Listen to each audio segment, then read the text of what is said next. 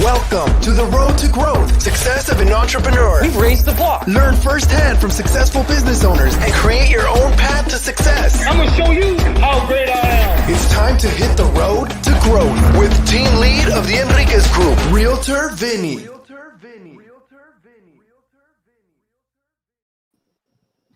Hi, all you Road to Growth listeners. Today, we are lucky enough to have Ron, and I'm not going to, you know what? I'm horrible when it comes to name. How you say your last name, Ron? Carucci. Carucci. You know what? I guess I could have probably got that right. You're the co-founder and managing partner of Navalent. Navalent, close enough. Close enough. All right. See, sometimes you just got to take a chance, and just kind of go for it. So thank you for being on here. So you're focus on executives, right? Focus on helping executives kind of move to the next. Yep. Yeah. All right. Now, I did a little legwork. I mean, we usually, with a lot of the guests here, we usually have a little bit of dialogue beforehand. We didn't really have that much beforehand. So I did a little legwork myself. Two things that kind of popped up, and we're going to get to kind of your company, everything like that. Yet, Juilliard at 10 years old, and your mother catching you with marijuana and sending you to the police. I don't know where you found that stuff. That's old data, but yeah, I wasn't 10 at Juilliard. I was 10 working in the performing arts industry, but I didn't go to Juilliard to college. Okay. And yeah, my mother did play hardball when she caught me with my neighbor's pot. Yep. I had to dive deep. You know, sometimes we put what we want out there, and I was like, let me get some of the good nuggets right there. So walk us through basically where does Ron come from? So I grew up in New York. Classic. I'm sure you can relate as a Molinaro, a classic New York Italian family, big family. Grew up outside of New York, pretty competitive environment, pretty driven environment. Went to school in New York, and youngest of 5. So I was always the one trying to keep up. Yeah, that's where I'm from. Okay, so it sounds like if you went to Juilliard later in life, was that basically born with, trained? How did you kind of work your way? So performing arts. I mean, we grew outside New York City. A lot of people. There's a tremendous amount of talent there. So I started working in the performing arts industry. When I was a kid. My parents had sort of the notion that I was going to go to pre-med school in college because we didn't have a doctor yet. I was the last one in the family, so I'd be the doctor.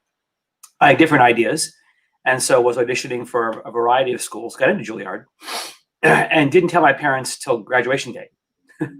Oh, wow. That they probably needed to stop telling their friends I was going to pre-med because I wasn't. So went to Juilliard for a couple of years. I didn't stay there. I mean, I learned that while I was getting all these great jobs and all my friends were like, wow, what a great job. First of all, you weren't really allowed to work when you were there. So you had to sort of keep it a secret. But I didn't have the silver spoon to pay for it. So I had to earn money somehow. But what I learned is that I bored easily. Like I'd be thinking, I have to do the same thing 8 times a week for how long? And I just was not enjoying that work. So I took a break. I transferred to NYU to try a different look at the work there, but then decided I wanted to break from New York City because I felt like I don't know that I'm in the right career field. Maybe my parents did something I didn't. That just because I'm good at it and can make money at it doesn't mean I should do it.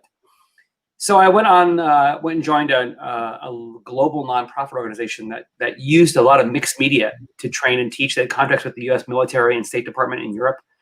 And I thought, gosh, at that age, getting to travel the world would be great, and learn more about myself and learn why a craft and an art I loved so much was so readily unfulfilling for me. And I did learn that. So a few years into our time, I was living in Germany at the time, and so back in the 80s, the term diversity and inclusion wasn't a term then, but we were doing a workshop in the chapel at Dachau. And the topic would have been called diversity and inclusion if that was a term back then. And none of the irony about what we were talking about was lost on us, that we were in a place like that, in a spiritual building at a place where so much horror took place, where there was no tolerance of other people, talking about dealing with differences, right? So I think all of us in the room understood the profoundness of what we were doing. And we would, we would use all kinds of media and art forms to sort of present and provoke an audience to get into conversations. And during one of the conversations, one of the young military soldiers, probably not much older than me, stood up and said, I'm really just so tired of being trained to hate. And my first response in my head was, how did something we did up here make him think that? We processed it, you had Germans and Americans and military and civilians. It was a pretty diverse room. Processed the conversation, but I was so struck that he was willing to say that. I wanted to know what it meant. So, you're in Munich, Germany, go out for beers. It's Oktoberfest. So I caught him afterwards and I said, I want to know more. And I was so fascinated by his story and his willingness to talk about it. I think that was the beginning for me, Vince, of realizing that, telling great stories is very interesting. But what I really loved was entering other people's story, was helping people figure out why their story was the way it was and how to help rethink that story. And I think that was the beginning of the arc of changing my career to becoming an organizational psychologist and entering stories that would never bore me, entering stories that were going to be different every day, and getting the chance, the profound privilege to walk alongside leaders in a variety of settings, from startup to grow up, and help them rethink the story of their leadership and their organizations and their strategies, and help them rethink how that story was going to go, especially if the story wasn't going well. So I think that's a sort of the long arc of how I got here. So walk me through. I mean, I look at it that we learn more about who we are and helping other people out through our own struggles and own trials, tribulations, everything like that. So being that you help so many executives, what did you go through to be able to offer these executives basically a roadmap to get to where they want to get to? That makes sense? Yeah, I think certainly starting my own firm 15 years ago with some friends of mine, there's always a colors kids have no shoes reality of, right? So having to grow a firm, having to create a brand, having to, differentiate. I mean, when I began my career in organizational behavior, it was this obscure, what kind of voodoo do people do kind of thing. And we could easily set ourselves apart as having a high impact on businesses because there wasn't many people doing it. Today, everybody and their mother is going to JCPenney and Costco, get a coaching certification, calling themselves a coach. Everybody's doing some version of organizational work, and so the real depth and science of organization design is you also have your nip and tuck the org chart version of that too, right? To the uninformed leader, they can't tell the difference, right? All the words sound the same.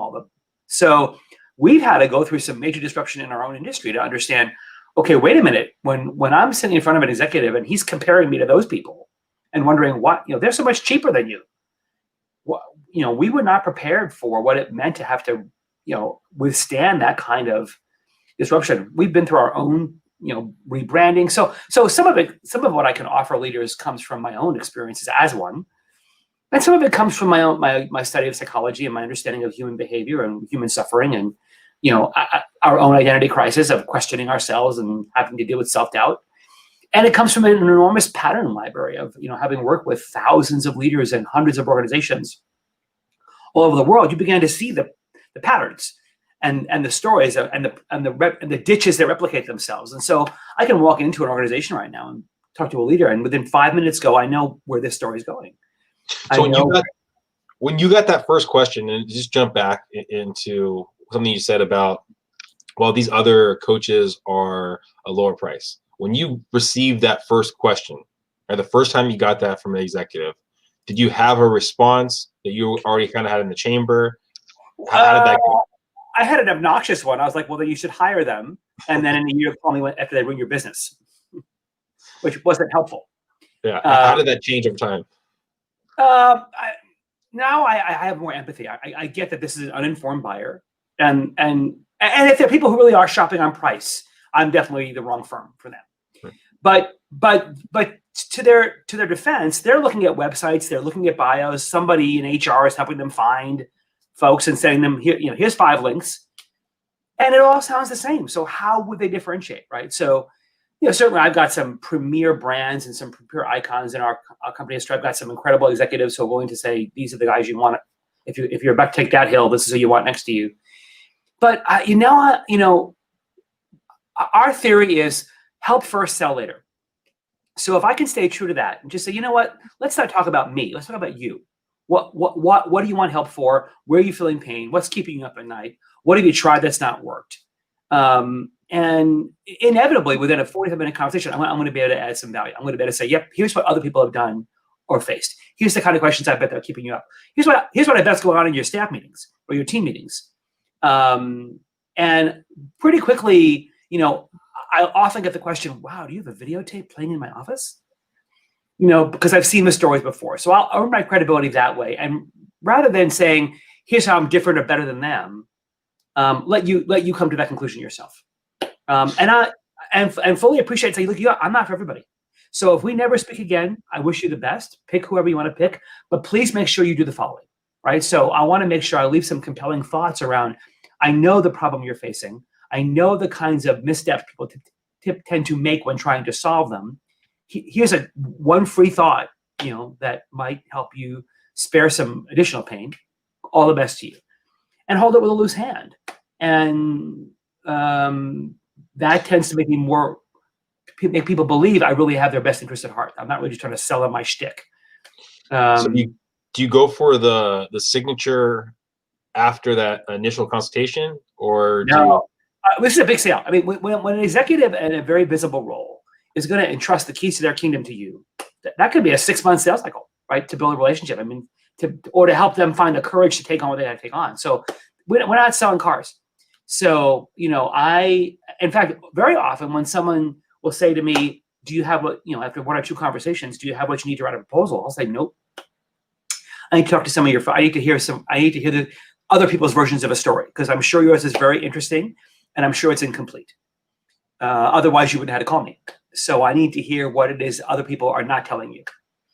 And so, when I put a proposal in front of somebody, it's as good as signed. So it sounds like, and I know it's different. I mean, I have a real estate team in San Diego, and a lot of these things right here where you're saying, okay, well, this person charges less, this person charges me more, whatever it is, and you're showing that value, you're assuming the close. One thing I did take away from that was you're basically showing your value on what they're doing, but you're also giving them homework in essence at the end of your consultation. And so then it gives you a reason for that next conversation. Absolutely. And you want to, you're building a relationship, right? That's what you're doing. You're not closing a sale. At some point in the relationship, the meter starts running. Yeah. But if you're focused only on that, people will see right through that. And so that structure of putting that together, that kind of game plan of kind of adding value to someone before you go for the signature, was that something when you originally started, how you ran your business, or is that something you learned over time? That's something I learned a long time ago. And when before starting Navalent, I was part of a very large consulting firm, a really premier boutique firm in New York City. And that was one of the premier sort of the foundational standards of help first, sell later. And keep focused on the relationship, not the transaction. Keep focused on being a trusted confidant, not an expert. I work with lots of commercial real estate companies and people who are and do what you do.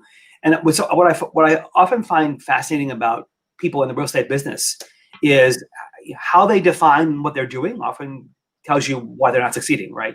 So if you're, and it's a highly transactional, it can be a highly transactional business, right? Get to the close, get the lease signed, get the sale done, get the listing.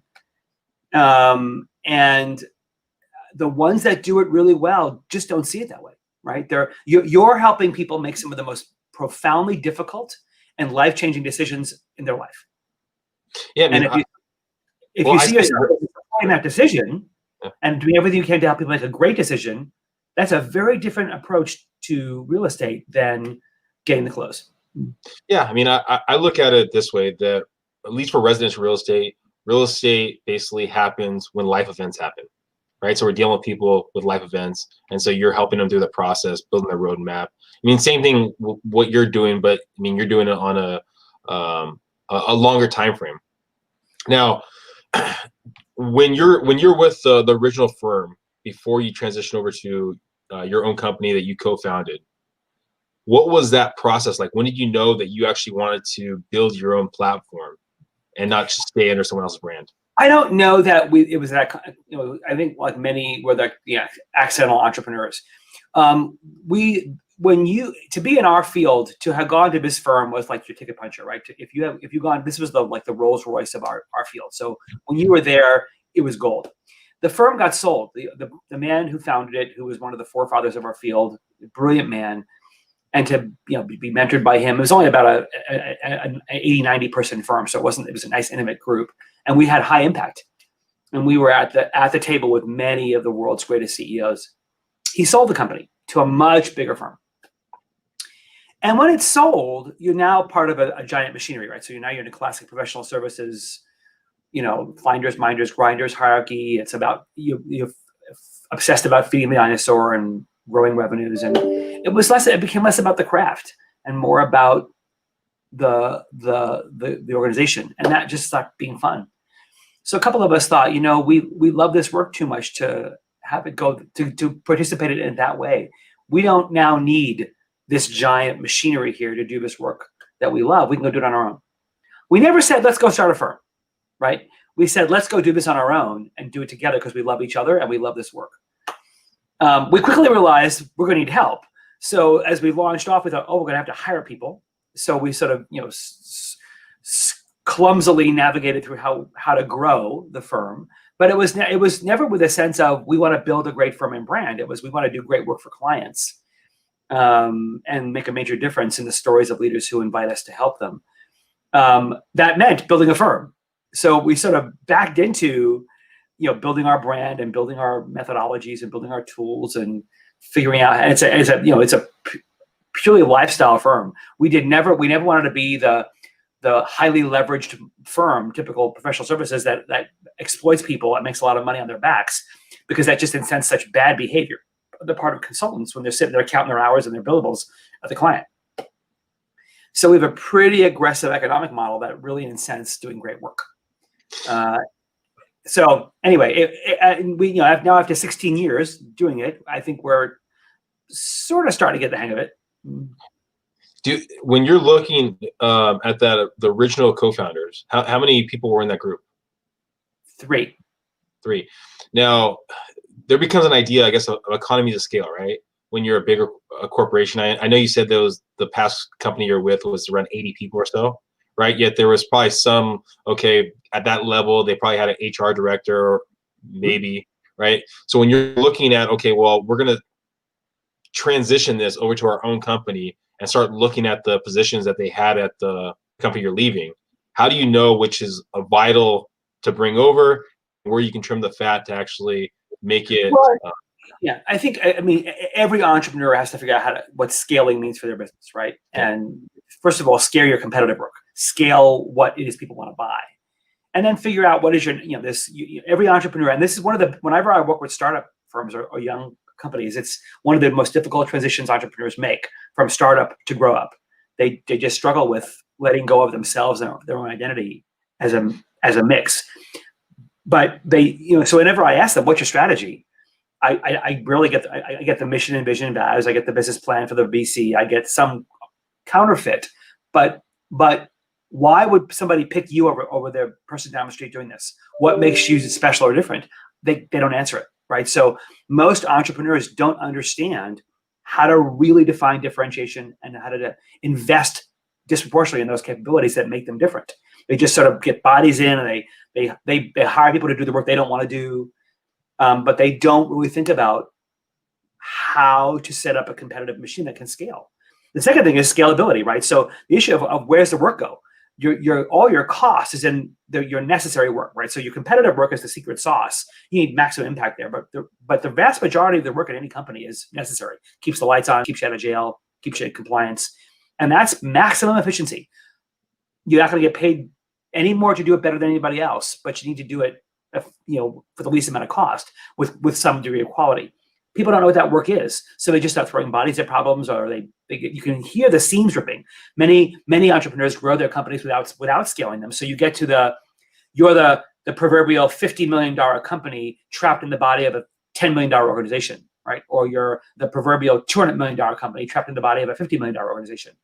And you can hear the seams ripping. And so most entrepreneurs don't know how to define strategy and then build a scalable organization to figure out what work can you outsource, what work doesn't need to be done, what work can you do with maximum efficiency, and then where do you focus all your disproportionate investments on the work that's going to get dollars. If I put $1 in that work, $5 comes in the door.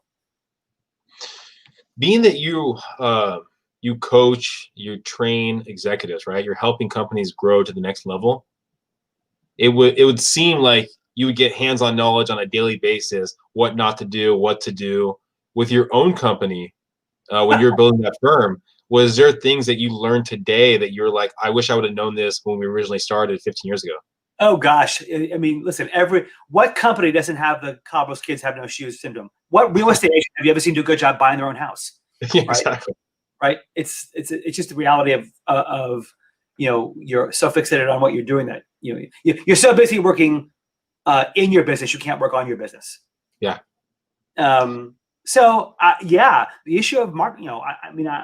We've had this incredible fierce debate as a firm for 15 years around, because when we started, we had such a pipeline of referrals. We had so many great clients, and it was just tons of work. We sailed right through 2008, just fine.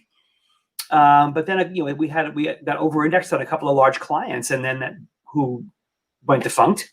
And so we suddenly, I kept trying to be the prophet of doom, saying, guys, it's supply and demand, not just supply. You have to drive demand. And while we're ignoring that reality, around us are showing up onto the playing field hundreds of thousands of players, literally hundreds of thousands of people hanging out coaching shingles, hanging out consultant shingles, doing team building, and doing some cheaper version of what we do.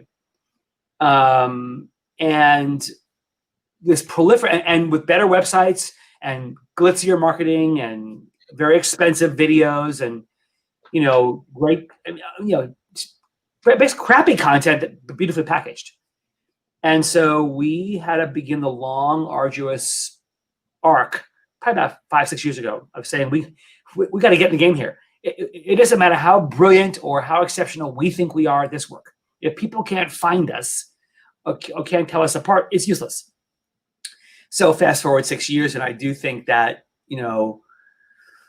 we've gotten the digital realities of the world. We've gotten that decision pathways to us go through the internet in a pretty substantial way. So we've done all the digital marketing, all the different accoutrement to get our content and our footprint findable, to set ourselves apart. Gotten ourselves, fiercely located, steeply located into some pretty prestigious journals and content places where people can find us. So by no means have we arrived to do that well from a strategic point of view. But I'd say we're, 2021, if the pandemic hadn't hit this year, we might have been a little further along. But I do think that in the next year, the supply and demand reality of demand generation will be a set of machinery where I give us a B on, at least. Do you do that in-house, or do you use a consulting firm to actually do your work? Some of the kind that we do ourselves. We had outsourced it twice, hired one firm for a couple of years that came alongside of us, and they were fine. We didn't understand the criticality of the SEO and all the digital analytics tools, right? They claimed to have brought that. They were really good at content, which we're also really good at. So we just needed help shaping it. But it wasn't SEO optimized. It wasn't, and they weren't keeping up with Google algorithms in ways that were helpful. And so we parted ways with them. And now we have a new firm that is all about, really sophisticated analytics and really sophisticated ways of making sure you are winning search engines and you're winning referrals and your website is converting and doing all the things that basically today, your most important salesperson is your website, right? So making sure that all of the traffic generating, lead generating activities that would get us into conversations with the right kind of client are starting to happen now. But boy, what a painful journey that was. If you could go back to the hiring process of finding, I guess, the right person, the right firm now, right? What are some questions you'd probably ask that firm that would give you, I guess, a better leg up on finding the right person?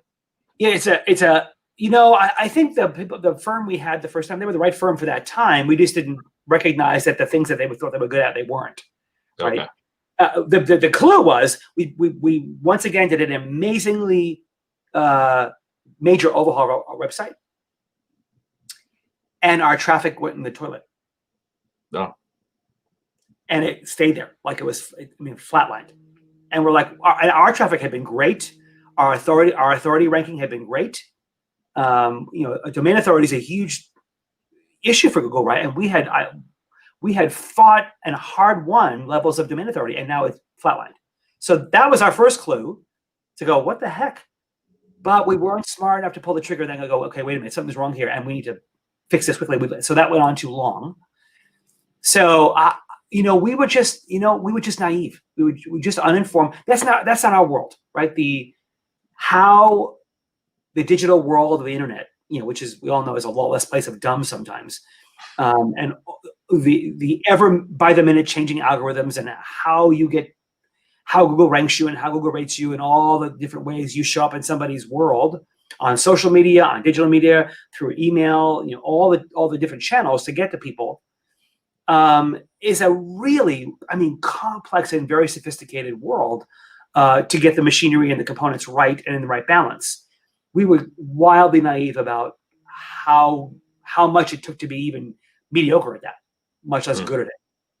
And we didn't even know we sucked until we got a new firm in there, and we thought, oh wow, we really did suck. And what was discouraging was it wasn't like we ignored it. Years ago we stopped ignoring it. We started putting tremendous amount of effort and investment into it, and yet we still hit a ceiling and plateaued and really hadn't kept up, because that stuff changes like by the day. So that was a hard pill to swallow just about a little over a year ago, to recognize, here we thought we were about to get to that place of the machine's going to work, and it was all effed up. And so now a year of grueling do over, redo, advance the code, whatever. Now we're hopeful that this time we will have it right. But it's a costly and painful and demoralizing lesson to learn. But you have to go back to your question. You have to go back 10 years ago to even why 10 years ago didn't we understand? You have to market. You really have to. The fact that you're wildly loved by so many people and getting all these referrals doesn't mean you have to tell your story. But that was our naive, maybe arrogant, maybe foolish conclusion, and that's what set the seed in motion to not ever keep up with what it takes to be good at that. Yeah, when the good times are good, you don't start thinking about the future of when it might go somewhat bad. Can we deliver the demand today, right? So now, as a firm, now we're sold out, right? Where our capacity is sold out, and we're trying to figure out, this is the problem we said we wanted to have. Well, now we've got it. Well, now what? And it's, to your point, this is not our core bread and butter work. We should not be doing this work ourselves. You should have partners, right? Nobody, even a single shingle real estate agent, is a single, employee, right? You have a team. Yeah. Somebody is on your team. You have people doing your website. You have people doing brochures. You have people doing your open house catering. Whatever it is, you have a team. And even if it's only your name on the shingle, you need to treat that as your company and treat those people as your team, whether you pay them as employees or not. Yeah, I totally agree with you. So it sounds like that you've had the ups and downs with your business. It never a real drop where it was kind of like, this is not going well. Is that correct? You never thought about actually going back to another corporation, another firm, and kind of closing doors? I think about it all the time. Okay. Have we ever been at a place where we're going to be forced to? No. We've all been very blessed and very fortunate that because our reputation is as stellar as it is, that we have the high regard of leaders whose literally lives we changed, whose companies we saved, whose road to success we completely transformed. I say that humbly. I say it's an incredible privilege, but we have a huge track record of high levels of impact. So at any given point, if we needed to say, hey, could you introduce me to your friend? People are always proud to tell the story of their work with us, which is incredibly humbling. So, but it doesn't mean there aren't days when it's really hard or discouraging, or like, how much longer do I have to do this? Every entrepreneur faces those days where, the cabin on the Montana mountain is a great, escape appeal, right? What stops you from like getting back on track, or what keeps you back on track of saying, you know what, I'm gonna get through this, I'm on the right track? I'm not done yet. I mean, I really love what I do, and in our business, you get to wake up every day figuring out how to leave the world better than you found it, literally. And when I remind myself of that, and it's not just that people depend on us for their work or their success or to get them out of the challenge they're in, but the incredible privilege it is to do that kind of work, to know that the leader you're working with is going to turn around and change the lives of 20,000 people. It's an exponential level of knowing how much your work matters. That you just from a stewardship question, I don't have the luxury of deciding it's time to walk away. At some point I will, or I'll wind it down, or I'll do something else, but I'm not ready to hang that up now, despite the days that make me want to. If you could look back at maybe someone that's with a company right now, with a firm, with a business, but it's debating the idea of building their own platform, starting their own company, kind of going on their own, what kind of advice would you give that individual? Well, it wouldn't be someone from my firm. But listen. But I talk to would-be entrepreneurs all the time. People leaving big corporate jobs to say, "I'm going to go start my whatever," or hang out a shingle, or I'm going to go be an author, or I'm like, I've written 9 books. Let me tell you about that. Entrepreneurialism is not for. I did a coaching call yesterday with a guy who just wrote his first book and left a big corporate job to go out on his own with that book, and is realizing how noisy it is out there and how crowded it is out there and how lonely that can be. It is not for everybody.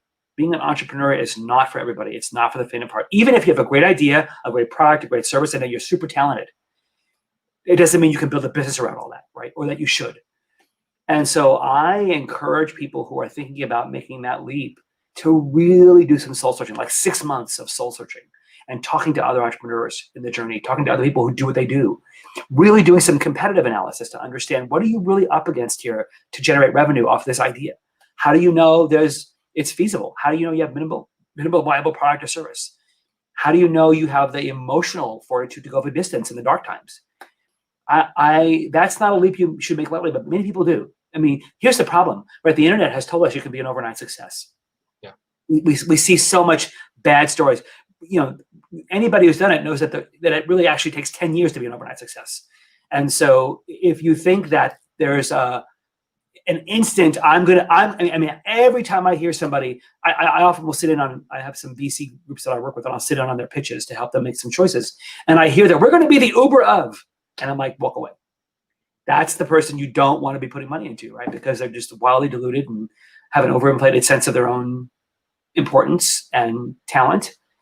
And leaders who had meteoric rises inside companies have been unfortunately reinforced for certain behaviors that will actually kill them as entrepreneurs. And so my advice is either don't do it, or if you're going to do it, you really have to spend the time questioning your motivations, questioning your expertise, testing your assumptions, and really kicking the tires on whether or not you're the right person to do this. Because if you think, listen, we all know the stats, right? They're grim. 80% of them fail. If you think if you're so confident you'll be the exception, you're probably already failed. Wow, that's powerful right there. Now, talking about your company, you're not failing. You guys are doing great. If we're talking again in 5 years from now, where do you plan to be? Where does your firm plan to be? Where does Ron plan to be? I bet a lot of career marbles on my next book next year. It was a book that tested me, that stretched me. I bet a lot of marbles on this because because it's on a topic that I nearly and dearly care about. It's a book on honesty. Oh, wow. Based on a 15-year longitudinal study of more than 3,200 leaders to understand under what conditions will organizations create the conditions in which people will tell the truth, act fairly, and serve a greater purpose. And under what conditions will they create the reality that people will lie, cheat, and serve their own interests first? Because the reality is organizations can do it. It's not, when you have random problems in company, they're not random at all. There's a reason someone chooses to get up in front of you and present embellished targets. There's a reason somebody chooses to throw their neighbor under the bus. There's a reason someone has the courage to stand up and admit a mistake. There's a reason that somebody will sacrifice for a purpose they care about. We're all purpose washing today, trying to make it look like we care about something. But the ones that actually do it well. So this book is a book of exemplars. I didn't want to tell any more Wells Fargo stories or Volkswagen stories. I wanted to tell the stories of the men and women who are doing it right and who nailed it and who fought for principles they care about. And so I studied dozens and dozens of exemplars. I interviewed some of the world's most inspiring executives and leaders and thought leaders. And this is a book of here's how to do this. Here's how the world can be more honest. And here's the people you want to emulate. Here's the people whose lives you want to pattern yourself after. So I'm really, really excited about what this book can do and building a business around it and building a way to help leaders and organizations become like the stories in this book. And so I hope in 5 years, I will be able to tell you that it worked. What's the name of the book? The book is called To Be Honest, Lead with the Power of Truth, Justice, and Purpose. If you're watching us on YouTube, the book's not out yet, probably not out yet. If you're listening to the podcast, because that does come out usually a couple weeks later, it might be out. So if it's out, it's available for pre-order now. So you can go to Amazon and pre-order it now. So yeah, there we go. Well, I appreciate it, Ron. Thanks for being on the podcast. Thanks for being on the road to growth. Hopefully everyone listening got some great information, great tidbits about being a leader and finding your own journey. Thanks, Vince. Take care.